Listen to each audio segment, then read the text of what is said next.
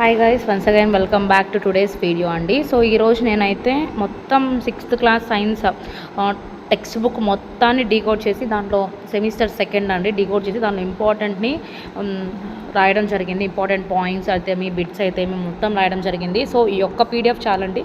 Total 7 lessons అన్నిటినీ నేను cover చేసేసాను దీంట్లో మీరు చూసినట్టయితే. సో అప్ టు మనకి లాస్ట్ లెసన్ ఏదైతే ఉందో దాంట్లో అవన్నీ నేను కవర్ చేస్తానండి 11th లెసన్ వరకు. సో 8 అరౌండ్ అవర్స్ వరకు 7th నుంచి. సో అందుకని నేను వీడియో చేయలేకపోయానండి. So without any late let's start the video. So motion and measurements of distance. So ఈ వీడియోలోకి వెళ్ళిపోదామండి. దీంట్లో మనం ఏమేమి చెప్పుకుందాం, సో ఏమేమి ఇంపార్టెంట్ ఉన్నాయి అని చెప్పి చూస్తే ఫస్ట్ వన్ చూస్తే what are the contributions made of the 20th century. 20th centuryలో జరిగిన కాంట్రిబ్యూషన్స్ ఏంటి? So electric trains, monorails, so supersonic aeroplanes, air crafts, ఇవన్నీ వచ్చి 20th centuryలో జరిగిన చేంజెస్. So contributions. మెజర్మెంట్ అంటే ఏంటి? What is measurement? Second one అండి. మెజర్మెంట్ అంటే ఏంటి? Measurement means the comparison of any unknown quantity with some noun quantities. అంటే ఒక అన్నౌన్ క్వాంటిటీని విత్ నౌన్ క్వాంటిటీతో మనం మెజర్ కానీ చేస్తే that is known as fixed quantity, that is called as unit. మనం దాన్ని యూనిట్ అంటాం. ఏమంటాం? దాన్ని యూనిట్ అంటాం. అంటే ఒక అన్నౌన్ క్వాంటిటీని నోన్ క్వాంటిటీతో మనం కానీ మెజర్ చేసే ఆ మెజర్మెంట్ ఫిక్స్డ్ అయి ఉండాలి, అది యూనిట్. దాన్ని మనం మెజర్మెంట్ అంటాం. We call it as measurement. When comes to third point వచ్చి ఫుట్ అంటే 1 foot అంటే మనం పాదం అడుగు ఉంటుంది కదండి, అంటే ఫుట్ అంటే ఎంత లెంత్ అంటే 12. సో ఈ 1917 అంటే మనకి ఈ మెజర్మెంట్ అనేది ఎలా స్టార్ట్ అయింది అని అంటే 1719లో ఒక థింగ్ జరిగిందండి. అదేంటి అని అంటే ఆ ఫ్రెంచ్ అంటే 1719లో French created standard unit of measurement called metric సిస్టమ్ని ఫస్ట్ స్టార్ట్ చేసింది ఫ్రెంచ్లో. మెట్రిక్ సిస్టమ్ అనేది ఫస్ట్ ఎక్కడ స్టార్ట్ అయ్యింది? ఫ్రెంచ్లో. So and international the system of units now used is known as international system of units. మనం దాన్ని ఇంటర్నేషనల్ సిస్టమ్ ఆఫ్ యూనిట్స్ అంటాం. మనం ఏదైతే ఇప్పుడు మెజర్మెంట్ సిస్టమ్ ఆఫ్ యూనిట్స్ని మెజర్ చేస్తున్నాము దాన్ని. అదేవిధంగా the SI unit of length యొక్క ఎస్ఐ యూనిట్ ఎంత అంటే meter. 1 meter equal to 100 centimeters. So ఇది మనందరికీ తెలిసిందే, కానీ మళ్ళీ ఒకసారి అండి. 1 meter equal to 100 centimeters. 1 centimeter equal to 1 centimeter అంటే 10 millimeters. 1 kilometer equal to 1000 meters. ఇది చాలా ఇంపార్టెంట్. ఇక్కడ కూడా 100 అనుకుంటారు అందుకని. నెక్స్ట్ 8th పాయింట్ చూడండి. వేలి కొనల నుండి మోచేయి వరకు గల పొడవును ఉపయోగించిన వారు ఎవరు అంటే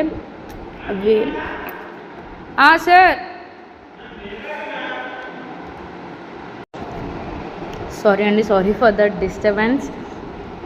సో అంటే వేలి కొనల నుంచి మోచేయి వరకు గల పొడవును ఉపయోగించింది ఈజిప్ట్స్ వాళ్ళు ఉపయోగించారు. And measurement involves comparison of A unknown quantity with some noun fixed quantity of the same kind is known as fixed unit of A unit. So ఇక్కడ ఏంటంటే ఇందాక మనం చెప్పింది అంటే నౌన్ ఇది చెప్పాం కదా మెజర్మెంట్, అదే సేమ్ డెఫినేషన్ ఇక్కడ తీసుకోవడం జరిగింది. సో 11th అండి. A kind of measurement which has fixed value which does not change from person to person, place to place is called standard unit of measurement. Distance అంటే measurement of gap between 2 points in certain distance. అంటే ఒక point of దూరం నుంచి ఇంకో point of దూరానికి మధ్య ఉండేదాన్ని మనం డిస్టెన్స్ అని అంటాం. అంటే ఒక పాయింట్ నుంచి ఇంకో పాయింట్. అంటే సపోజ్ మనము ఒక వ్యక్తి ఇక్కడ ఉన్నాడు, ఇంకో వ్యక్తి ఇక్కడ ఉన్నారు, వీళ్ళ మధ్య ఉన్న దూరం ఏదైతే ఉందో ఆ దూరాన్ని మనం డిస్టెన్స్ అని అంటాము. సో ఎస్ఐ యూనిట్స్ అంటే in October 1960 the general conference on weight and measurements adopted the international system of units to maintain uniformity. ఈ speed equal to distance by time అన్నది important. Speed equal to distance by time అన్నది important అండి. 5th one, the basic unit of speed in SI system is metre by second. ఇది important అండి. So the SI system of speed యొక్క SI system ఏంటి అంటే meter by second. And comes to SI curved length అంటే వంకర్ టింకర్గా ఇలా curved length ఉంటుంది కదండి, దాన్ని దేంతో మెజర్ చేస్తాము అని అంటే వీ విల్ మెజర్ విత్ థ్రెడ్తో మెజర్ చేస్తాము. మోషన్ ఆఫ్ బౌన్సింగ్ బాల్ అంటే ఇలా రొటేట్ అవుతూ వెళ్తుంది కదండి బాల్, దాని యొక్క రొటేషన్ మోషన్ ఏంటి అంటే translatory motion of potter's wheel, అది కుండలు తయారు చేసే అతనిది వీల్ ఇలా తిరుగుతూ ఉంటుంది కదండి, దాని యొక్క మోషన్ ఏంటి? Rotational motion. So rotational motion, translatory motion. 18th one అంటే motion of blades of ceiling fan. Ceiling ఫ్యాన్లో ఉండే మోషన్ ఏంటి? సో ఆ మోషన్ ఏంటంటే రొటేటరీ మోషన్.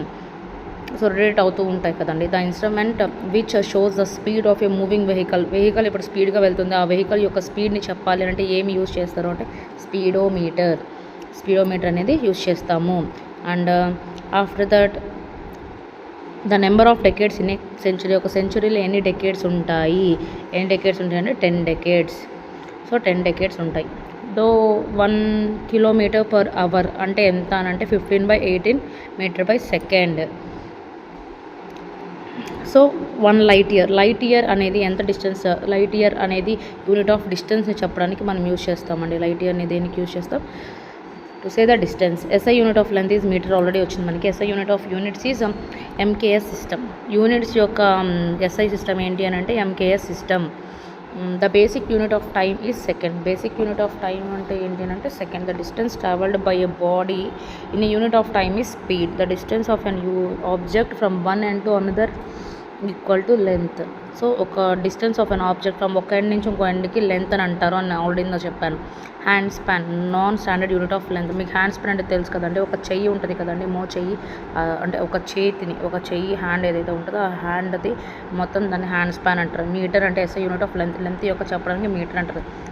యార్డ్ అంటే standard unit of length. Standard unit of లెంత్ని మనం యార్డ్ అని అంటాము. Kilometre equal to 100 decametres. ఇవన్నీ టైప్స్ ఆఫ్ మోషన్ అనేది నేను ఎక్స్ట్రా రాశానండి, మీకు అర్థం అవ్వద్దని. అంటే ఈ లెసన్లో మనకి టైప్స్ ఆఫ్ మోషన్ ఉంది. Translatory motion, rotational motion, rotatory motion, అలాగా దీంట్లో మీకు కొన్ని యూజ్ అవుతాయని నేను రాశానండి. వీటిని నేను ఎక్స్ట్రాగా గ్యాదర్ చేసింది. Non uniform. యూనిఫామ్ అంటే ఏంటి? పీరియాడిక్. నాన్ యూనిఫామ్ అంటే అన్ఈక్వల్ డిస్టెన్స్ చెప్పడానికి. యూనిఫామ్ అంటే ఈక్వల్ డిస్టెన్స్ ఉంటుంది. ఇక్కడ నుంచి అక్కడ దాకా ఈక్వల్గా ఉంటే అది దాన్ని మనం ఇక్కడ నుంచి ఇక్కడ దాకా ఈక్వల్గా ఉంటే దాన్ని మనం, అలా కాకుండా అన్ఈక్వల్గా ఇక్కడ నుంచి ఇక్కడ వేరు, ఇక్కడ నుంచి చాలా వేరుగా ఉంటే దాన్ని నాన్ యూనిఫామ్. పీరియాడిక్ కూడా అలాగే ఉంటుందండి. In comes to periodic which repeats itself after a fixed interval. Fixed interval తర్వాత మారుతూ ఉంటే దాన్ని మనం పీరియాడిక్ అంటారు. Circular motion. రౌండ్గా ఉంటే దాన్ని సర్కులర్ మోషన్ అంటారు. Translatory motion. A body moves as a హోల్గా మూవ్ అవ్వడాన్ని మనం ట్రాన్స్లేటరీ మోషన్ అని అంటాము. When curvilinear motion. ఆ కర్వ్స్గా కానీ పాత్ కానీ ఉంటే ఇలా కర్వ్స్గా ఉంటే దాన్ని మనం కర్వీ లీనియర్ మోషన్ అని అంటాం.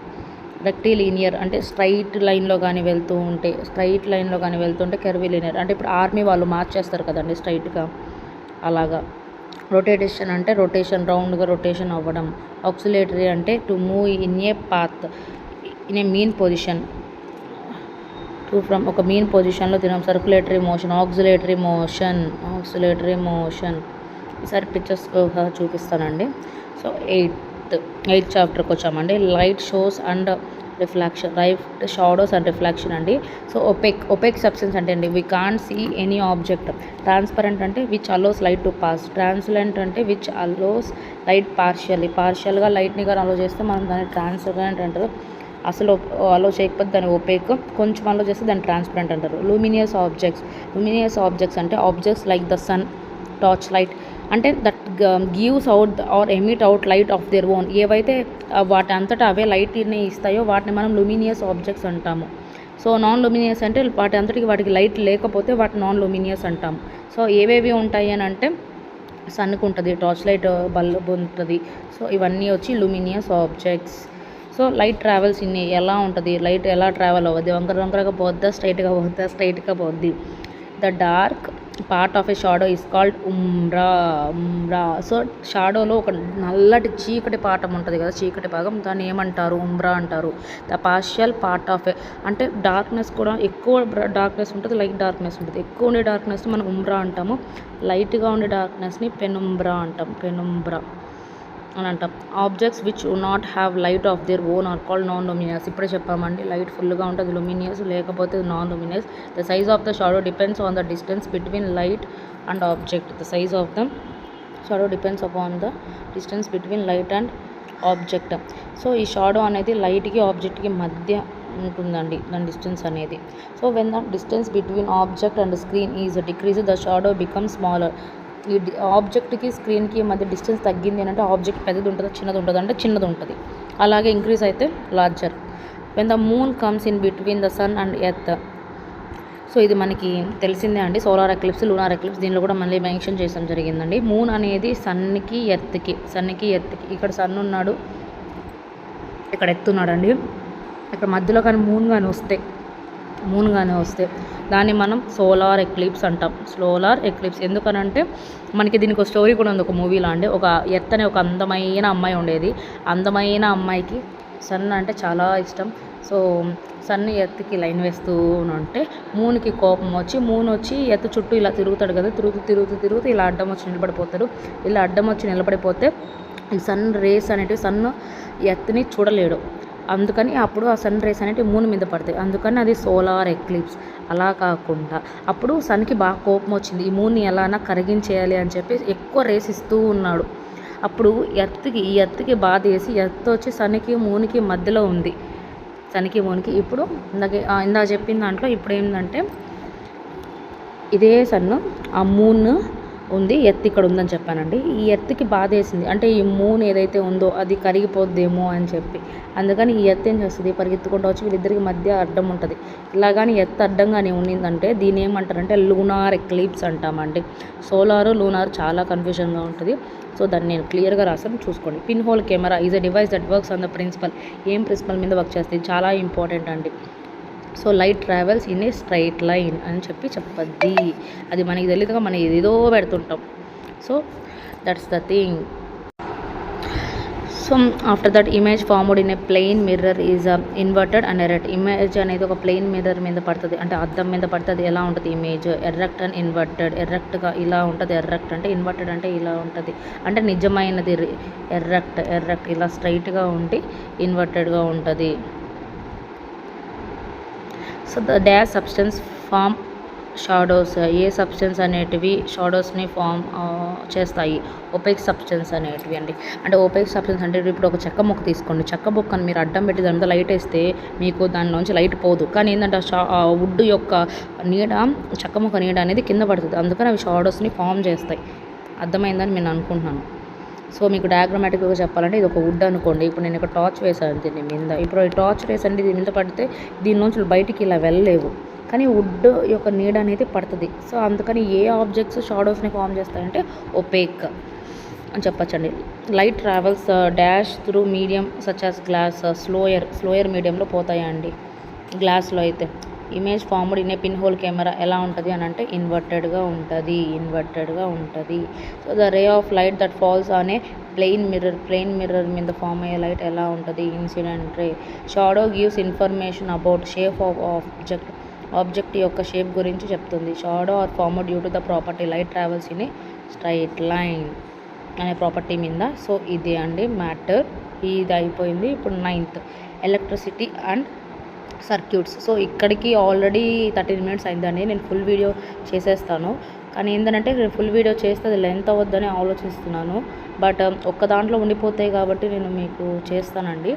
సో డిస్టర్బెన్సెస్ మధ్యలో వస్తే ఏమనుకోబాకండి, బికాజ్ ఎందుకంటే మీకు తెలుసండి నేను వర్కింగ్ టీచర్. నాకు ఇంట్లో ఉండే ప్రాబ్లమ్స్ వల్ల ఇలాగా అండి.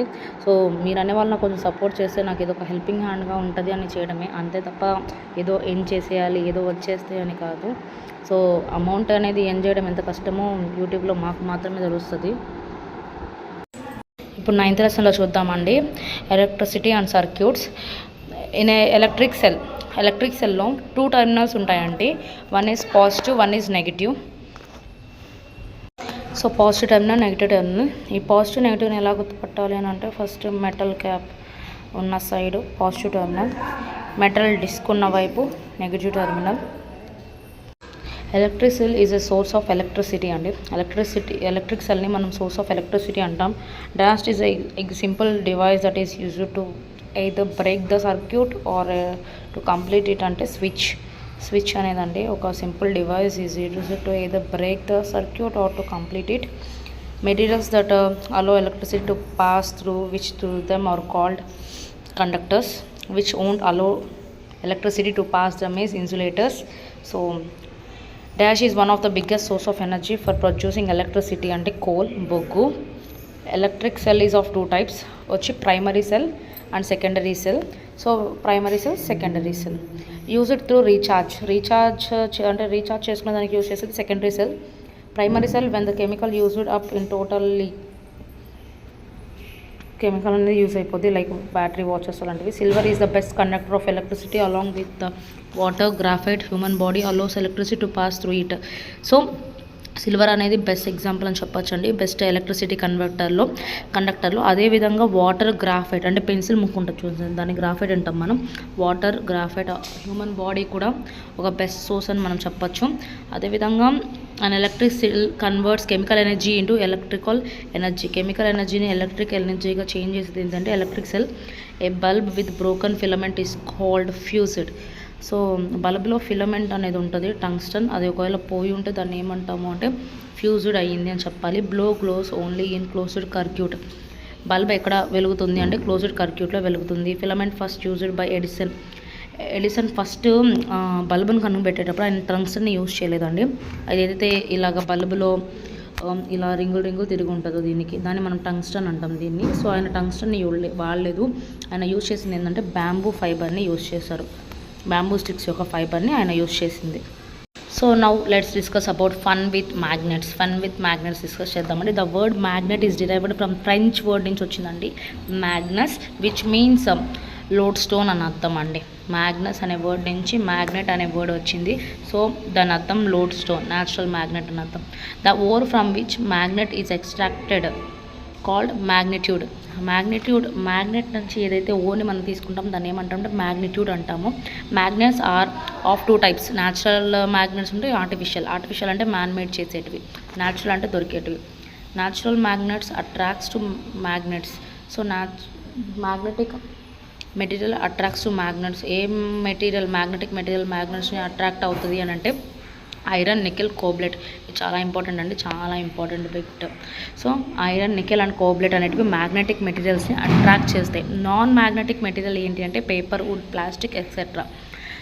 The phenomena of attraction magnetic substances by a magnet is called magnetism అని అంటాం. మ్యాగ్నెటిక్ కూడా 2 పోల్స్ ఉంటాయండి, నార్త్ పోల్, సౌత్ పోల్. అదేవిధంగా iron bar becomes bar magnet. Iron bar అనేది కూడా మ్యాగ్నెట్ అవ్వద్ది ఎప్పుడు అంటే దాన్ని టచ్ చేసుకుంటూ ఒక షేప్లో, అంటే ఇప్పుడు ఇది ఐరన్ అనుకోండి, దాని మ్యాగ్నెట్ తీసుకొని ఈ షేప్లో రుద్దుకుంటూ వెళ్తే ఐరన్ బార్ కూడా మ్యాగ్నెట్గా యాక్ట్ చేస్తుంది.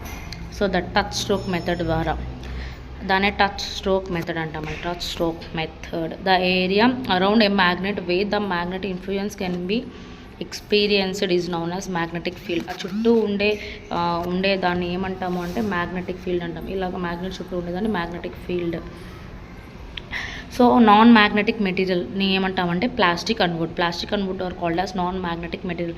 Magnitude is made up of chemical called iron oxide.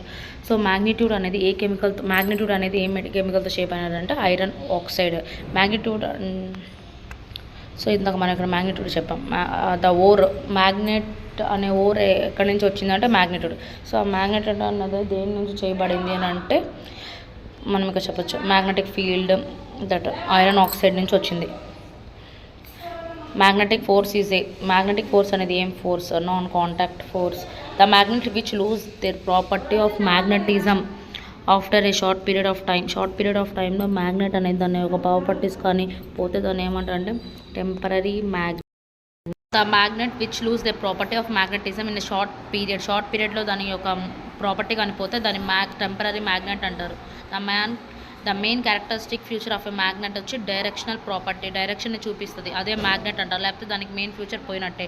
The material that can be used to make strongest magnets as far is neodymium అనేది తొందరగా మ్యాగ్నెట్స్ని చేస్తుంది, strongest magnets. A freely suspended bar magnet comes to rest in north south direction. అంటే మీరు ఒక మ్యాగ్నెట్ని వేలాడి తీస్తే అది ఏ డైరెక్షన్లో వచ్చి ఫ్రీగా ఆగుతుంది? నార్త్ అండ్ సౌత్ డైరెక్షన్లో వచ్చి ఆగుతుంది ఫ్రీగా అని చెప్పి అండి దాని మీనింగ్. నెక్స్ట్ దానికి మూవ్ అయిపోతాం మనం. సో ఎయిర్ అండర్ ఉండర్స్ అండి, లాస్ట్ టాపిక్ అండి సెమిస్టర్ 2లో. So moving air is called, కదులుతూ ఉన్నాయని ఏమంటాము wind. Important properties of air is colourless, tasteless and odourless. అంటే వాసన ఉండదు. Gaseous substance. Air occupies space. Air dissolves in water. Air can be compressed easily. Air is present everywhere. So ఇవన్నీ అన్ని దాని properties. వీటిలో ప్రాపర్టీస్ కాంది ఏది అని అడుగుతారు. ఈ ప్రాపర్టీస్ నేర్చుకుంటే మనకి ప్రాపర్టీస్ కాంది తెలుస్తుంది. ఆక్సిజన్ గురించి కనిపెట్టింది ఎవరు? Oxygen was discovered by Joseph Priestley in 1774. The amount of water vapour in the ఎయిర్లో ఉన్న వాటర్ వేపర్ని మనం ఏమంటాము? Humidity. Water vapour in the air causes rainfall and snowfall. Water vapour ఎయిర్లో ఉన్న రైన్ఫాల్ ఏమవుద్ది అని అంటే వాటర్ ఏమవుద్ది అని అంటే రైన్ఫాల్గా ఉన్న చేంజ్ అవుద్ది, లేదా స్నోఫాల్గా చేంజ్ అవుతుంది. The direction of moving wind can be observed by గాల్లో కదులుతున్న విండ్ని మనం ఎలా అబ్జర్వ్ చేయొచ్చు? బై ఫ్రీక్కి వెదర్ కాక్. అంటే గాల్లో అండి ఇలా ఉంటుంది చూడండి, వెదర్ కాక్ ఇలా డైరెక్షన్ చూపిస్తే ఒక కోడ్ ఉంటుంది. ఆ వెదర్ కాక్ ద్వారా అప్పుడు విండ్ మూమెంట్ని మనం కనిపెట్టచ్చు. మూమెంట్ ఆఫ్ ఫాలెన్ లీవ్స్, రాలిపోయే ఆకులు బట్టి మనం చెప్పొచ్చు అండి. డైరెక్షన్ ఆఫ్ మూవింగ్ యొక్క విండ్ డైరెక్షన్ చెప్పడానికి. ఫ్రిక్కీ కూడా ఒక మెథడే అండి. ఫ్రిక్కీ కూడా ఒక మెథడ్. ఇది కొత్తగా ఉంది, గుర్తుకు పెట్టుకోండి. So our earth is surrounded by a thin layer of air. This layer extends up to many kilometers above the surface of the earth is called atmosphere. మనకి తెలిసిందే అండి, చిన్నప్పటి నుంచి అట్మాస్ఫియర్ నుంచి కూర్చో అవుతున్నాం. అట్మాస్ఫియర్ రాదు అని అంటే మనంత వరస్ట్ ఇంకెవరు ఉండరు. The presence of water vapour in air is important for water cycle. Water వేపర్లో ఉన్న ఎయిర్ అనేది దేనికి ఇంపార్టెంట్? వాటర్ సైకిల్కి important. The component of air which supports burning is known as oxygen. బర్నింగ్కి ఇంపార్టెంట్ ఏంటి? Oxygen. Which does not support burning is called nitrogen. Which does not support burning is called nitrogen. అంటే oxygen ఇప్పుడు మనం మండుతుంది అని అనుకోండి, పొయ్యి దానిలో గాలి తగిలింది అనుకో ఇంకా మంట వస్తుంది. అలా మండకుండా ఆరిపోతుందని అంటే దానికి కారణం nitrogen. The air that present in nose, మన ముక్కులో ఉండే ఎయిర్ని మనం ఏమంటాము? మ్యూకస్ అని అంటాము. Wind mills are also use to generate electricity. Wind mills అంటే ఇలా ఉంటాయి కదండి, విండ్ మిల్స్ ఇలా ఉండి ఇలాగా 3 వింగ్స్ ఉంటాయి. అవి దేనికి యూజ్ అవుతాయి? to generate electricity. The component of air used by green plants to make their food is called carbon dioxide. చెట్లు వాడేటివి ఏంటి? Carbon dioxide. మనకి ఇచ్చేటివి ఏంటి? Oxygen. So that's the thing అండి. So it's up to end అండి. So ఇది మొత్తం సెమిస్టర్ యొక్క ఫుల్ డీటెయిల్డ్ వీడియో అండి. సో నచ్చితే ప్లీజ్ లైక్ చేయండి, సబ్స్క్రైబ్ చేయండి. ఇలాంటి వీడియోస్ మరి ఎన్నో చేస్తాను. వీలైతే ఈ లింక్ని నేను మీకు కింద బయోలో పెడతాను. సో కొంచెం ప్లీజ్ సబ్స్క్రైబ్ చేయండి. అలాగే మన యూట్యూబ్ ఛానల్లో వాట్సాప్ లింక్ ఉంది, దానిలో జాయిన్ అవ్వండి. సో మీకు ఈ పీడిఎఫ్ని దానిలో సెండ్ చేస్తాను, మీకు యూజ్ అవుతుంది. థ్యాంక్ యూ ఫర్ వాచింగ్ అండి. Please subscribe my channel. Thank you so much.